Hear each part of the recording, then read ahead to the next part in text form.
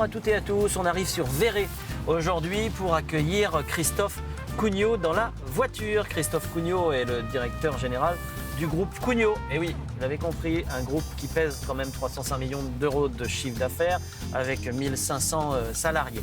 Il est directeur général avec ses frères qui sont directeurs généraux.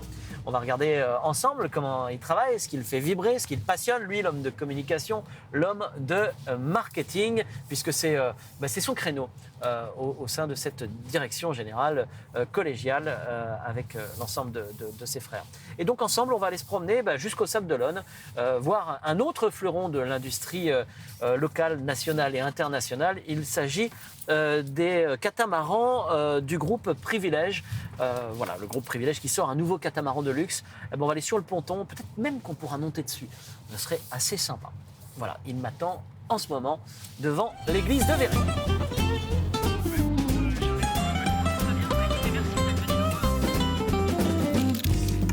Salut Christophe, on check. Salut Hervé, tu vas bien ? On check comme ça va bien et toi ? Très bien, merci. Bon, comment s'est passée cette rentrée pour le groupe Cugnot ? Est-ce qu'elle est un peu singulière ? Ah oui, elle est très particulière. Donc là, c'est la rentrée estivale du Covid. Donc on a la chance aujourd'hui d'avoir du bon boulot jusqu'en fin d'année. On a ce qu'il faut, mais bon, on travaille pour 2021. Donc on est encore dans les incertitudes du premier semestre 2021. D'accord, vous avez pris du retard ? Vous avez réaménagé, réorganisé, alors, le 1500 retard salariés. On a réussi à rattraper le retard par rapport à toutes les classes scolaires, les collèges, les lycées qu'on devait livrer cet été. Donc ça s'est plutôt bien passé. Et maintenant, on retravaille pour l'industrie d'une manière générale, l'industrie et le service. Comment tu as vécu tout ça ? Comment tu as vécu toute cette période-là là ?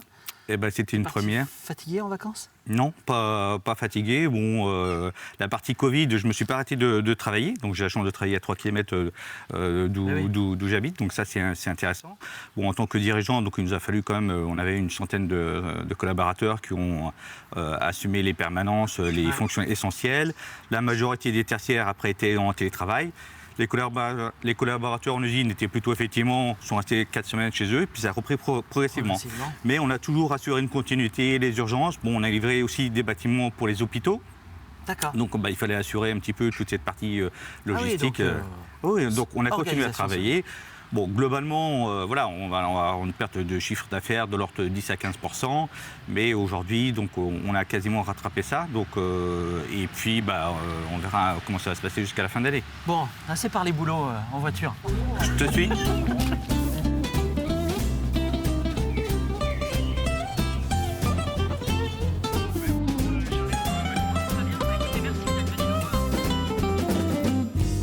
C'est par les boulots, je dis ça, mais on va continuer quand même un petit peu. Ce qui est un peu particulier en ce qui te concerne, c'est que je demande toujours comment on est tombé dans le métier. Mais pour toi, c'est peut-être un peu plus... Encore que, comment t'es tombé dans le métier ? Nous, c'est comme, on est tombé dedans quand on était petit. Alors nous, la particularité, c'est que c'est une entreprise familiale. Oui. Donc on était 4 frères et une sœur. Et dès qu'on était petit, mon père était forgeron et pendant les vacances scolaires, on allait bricoler à la forge, on montait...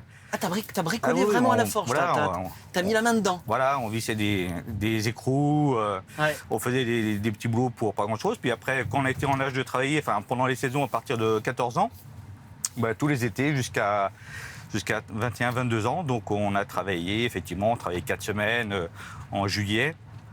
Et puis quelques sessions export également. Donc je suis allé travailler en Égypte et en Koweït pendant 2 à 3 mois, pendant quelques saisons, quand j'avais 20 ans. Est-ce que tu considères que tu fais un métier difficile ? C'est difficile d'être dirigeant aujourd'hui ? Oui, c'est difficile d'être dirigeant, parce qu'il y a quand même une multitude aujourd'hui de choses à gérer. Tout se fait quasiment en flux tendu, dans la rapidité. Il n'y a plus cette notion où effectivement les gens prenaient le temps de la réflexion, le temps de la décision, le temps de la construction. Aujourd'hui, il faut que les réponses soient instantanées, il faut que les produits soient livrés très rapidement. Et on voit bien donc cette pression quelque part qui fait que on a toujours besoin de se renouveler, de se remettre en cause. Comment tu peux résumer ce que vous fabriquez ? Nous, on est constructeurs de bâtiments. Moi, je dis d'une manière générale, on est une entreprise tout corps d'État au niveau de la construction. Ouais. Sauf qu'au lieu d'avoir des maçons, on a des soudeurs. Nous, on est issus d'une lignée métallique. Mon père était forgeron. Donc, on a une ossature effectivement qui est métallique, mais qui provient d'acier ou de tiers d'acier de filière de recyclage. Ouais. Et ensuite, on a des découvreurs, on a des étancheurs, on a des cardeurs, des électriciens, des menuisiers, des plombiers, des peintres, des plaquistes. Donc, on a tous les corps de métier du bâtiment, sauf effectivement celui de maçon. D'accord. Donc, on est constructeur de bâtiments. C'est quoi le type de management chez Cugnot? Qu'est-ce que vous essayez d'insuffler à la fois comme esprit d'entreprise et puis comme mentalité auprès de vos salariés? Nous, on est quand même une entreprise familiale, donc on est plutôt effectivement... c'est toutes les valeurs autour du travail, de l'humilité, du travail bien fait. Ouais. C'est toutes ces notions-là qu'on essaie de mettre en avant, de motiver les collaborateurs, de les aider à progresser. C'est toutes ces valeurs qu'on cherche à mettre en avant. Comment on travaille avec ses frères? C'est évident que j'allais te poser la question. On travaille bien. Alors nous, on est dans le même moule. Donc ce qu'il faut bien savoir, c'est que on est 4 frères. Donc entre 1960 et 1964, donc on est très rapprochés. Donc on est une fratrie qui est très rapprochée. J'ai ma sœur qui a travaillé un petit peu à la société, mais qui est malheureusement décédée d'un AVC en 2002. Donc on a toujours été très proches de l'enfance, de l'éducation, des vacances avec nos parents.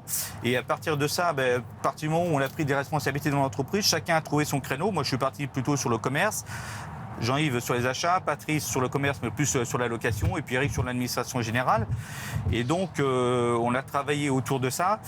Et naturellement, chacun a trouvé son créneau, son histoire, et a développé effectivement son activité autour de ça. Ce que tu me dis, c'est pas de circonstance. C'est vraiment les choses se sont faites très naturellement. C'est pas difficile. Non. Et puis après, les grandes décisions, on les prend à 4. Et nous, notre particularité, c'est qu'on se voit tous les samedis matins à peu près de 9h à 11h, où on passe une paire d'heures ensemble, où effectivement, là, on est déconnecté du quotidien. Et c'est là où, effectivement, on discute des sujets, des investissements, des sujets sociaux, de plein de choses. D'accord. Et parfois, donc, ce qui permet donc, d'avoir des visions différentes. Et en général, toutes les décisions ne se prennent que lorsque tout le monde est entièrement d'accord. Alors parfois, sur un sujet, tu peux avoir 2 pour, 2 contre. On va laisser passer 1 à 2 semaines, on remet ça le samedi suivant ou la quinzaine suivante. Et puis, jusqu'à temps qu'il y ait un consensus qui se dégage et puis après que la décision soit prise. Et en général, on arrive toujours quand même à se mettre d'accord et après, c'est parti. On va écouter le morceau de musique que tu as choisi. Tu as choisi quoi? This Girl de Kung. Pourquoi? Pourquoi? Parce que à chaque fois que j'entends cette musique, je pars ailleurs. D'accord. C'est sorti en 2016, c'était je crois au printemps 2016. Ouais. Et je me souviens que cet été-là, on avait dû passer des vacances sur Corse. Et que d'entendre ça au soleil avec un spritz en apéro, c'était des bons moments. Et chaque fois que j'entends cette musique, ça me relance, ces images me reviennent en tête. Alors on l'écoute et je te dis où on va. On va sur un ponton, mais pas celui que tu imagines. C'est pas sur le ponton du Vendée Globe que je t'emmène. Je t'emmène sur le ponton de Privilège Marine qui sort un nouveau catamaran de luxe. Je sais pas si tu connais la société. Oui, je connais. Et ils sortent un nouveau catamaran. Là, ils viennent de faire des essais. Il est commercialisé. Il a été présenté au public lundi il y a quelques semaines. Et donc on va monter dessus. On va se promener, on va regarder, voilà. Une belle découverte. Ouais, et puis on va continuer à échanger ensemble. Finalement, en plus, vous avez des métiers un peu connexes, parce qu'on travaille le plastique, on travaille aussi des matériaux un peu spécifiques, et ça va être sympa, on écoute. Très bien.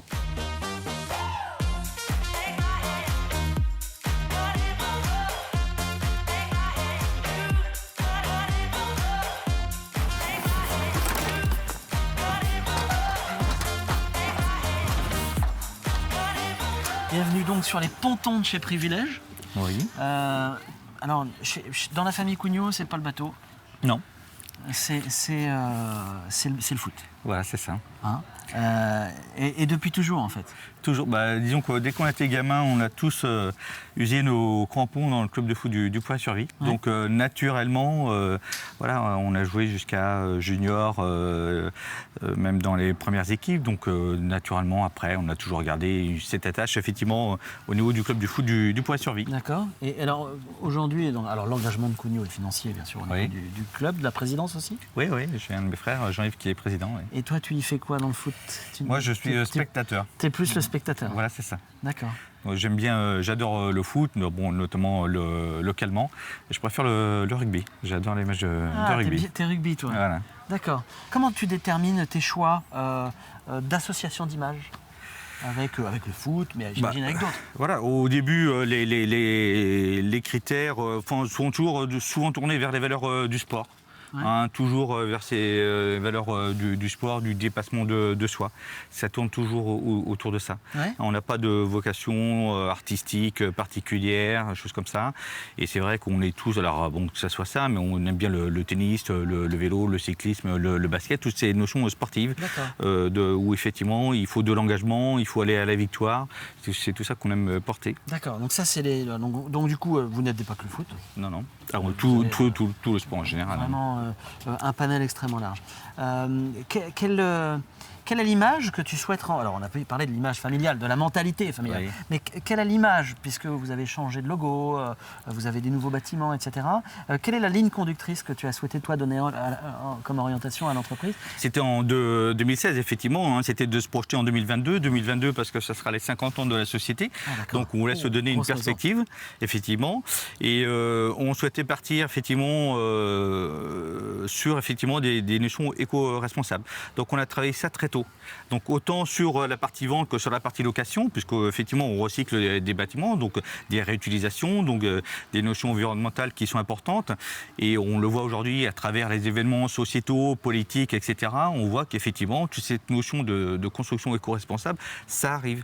On le voit, ça arrive dans le bâtiment, mais c'est arrivé dans l'automobile, dans plein de secteurs industriels.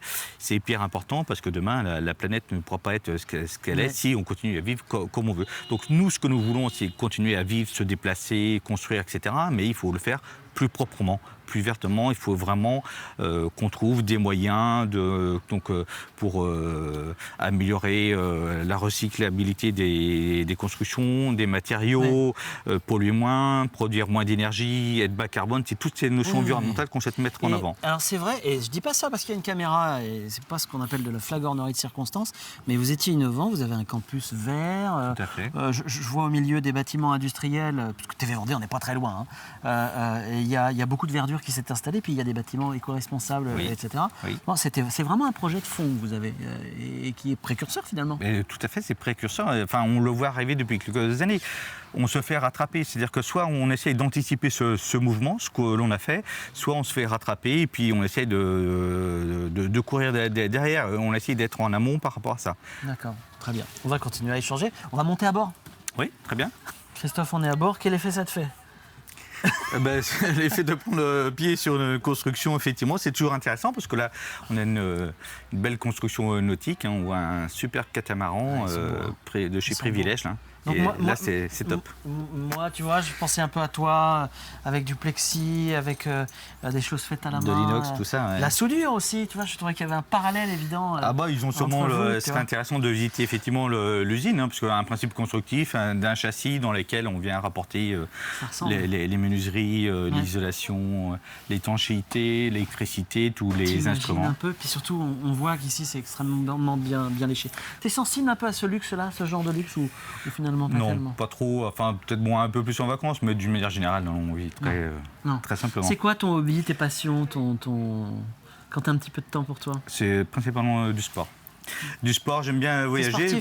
Oui, je fais là, tu pourrais voyager course avec à pied, VTT, vélo avec les copains. Donc ça, c'est hyper important. Voilà. Donc tous les week-ends. Donc, sauf que là, je me suis pris un gros gadin, donc j'ai une côte de fêlée, je peux pas faire trop l'idiot. Mais t'as pas le droit de rire non plus. Voilà, et de tousser, mais pour le reste, non, autant que possible, tous les week-ends, Ah oui, donc c'est indispensable. C'est les copains ou c'est le sport qui est important? Les deux. Le sport, parce qu'il faut se vider. Et là, il y a tout là-dedans.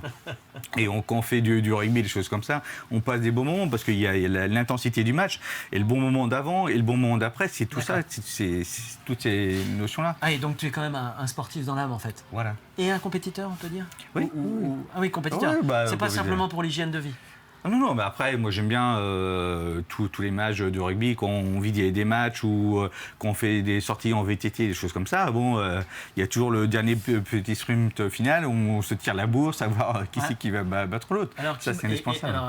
Bon, je connais pas tes copains, mais qui bat l'autre? En général, où est-ce que tu te situes? Non, moi je. Parce que là, il te regarde. Hein. Je suis dans le trio de tête. Je suis dans le trio de tête, mais bon, moi je sors qu'une fois par semaine, donc je peux pas être au même niveau que ceux qui sortent 2 ou 3 fois par semaine. Et on va finir en s'asseyant parce que c'est quand même bien confortable. Il nous manque, je sais pas, un cocktail. Un peu de soleil, parce qu'il y a moins de soleil aujourd'hui. Un petit spritz, voilà. Un petit spritz, 10 degrés, un joli soleil. Je crois que le spritz est drôlement important. Pour terminer, il faut qu'on parle un petit peu des réseaux. À la Vendéenne, très impliqué dans les réseaux. Alors, APM, Cobati, réseau Entreprendre, il y en a d'autres? Voilà. Non, ce sont les 3 principaux. C'est les 3. Alors après, j'imagine que vous êtes au MEDEF ou à la CPME. Non. Je pense j'aurais cru. On soutient, mais on est indépendant. Voilà, indépendant. Indépendant par rapport à tout ça. Oui. Qu'est-ce que ça t'apporte, toi? De l'échange. C'est surtout ça, de l'échange, des connaissances. Ça apporte d'aider les autres, comme les autres peuvent m'aider, parce que à travers tous ces réseaux, l'APM, c'est beaucoup d'échanges avec des chefs d'entreprise autour d'une problématique sociale, marché, compta, marketing, tout ce qu'on veut. Et ce qui est intéressant, c'est qu'à partir d'une problématique qui est donnée, on va avoir 20 visions différentes. Et c'est ces échanges qui nous aident à forger une opinion. Ouais. Donc ça, c'est la particularité de l'APM. Réseau Entreprendre, c'est plus pour lancer des jeunes entreprises, donc des jeunes entrepreneurs, donc pour créer de l'emploi, créons des entreprises. Et c'est vraiment ce qu'il faut mettre en avant, et on en a besoin. Et on a la chance en Vendée d'avoir tout ce tissu d'entreprises, de petites entreprises, d'artisans qui veulent se développer.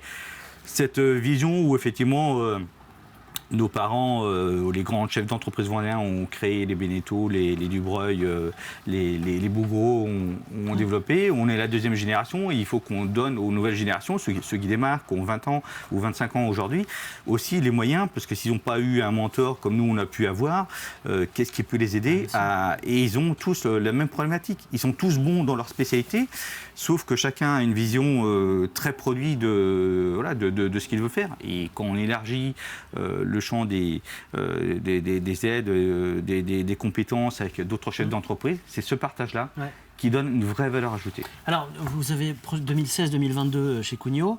2022-2030, ce sera quoi, Cugnot ? Eh bien, ça reste à construire. Donc, tu vois, il y a encore beaucoup de choses à faire. Une petite musique qui se dessine déjà, bien sûr, nous, on a entre 56 et 60 ans, donc il nous reste 5 ou 10 ans peut-être, donc à continuer à vivre. Ouais. Donc après, il faut préparer soit des nouvelles générations, soit des nouveaux collaborateurs, effectivement, à pouvoir reprendre la société à un moment ou à un autre. C'est dans les esprits. Bien sûr. Quand mon père a commencé à céder l'entreprise, il avait 55 ans. C'est l'âge que j'ai aujourd'hui. J'en ai 56.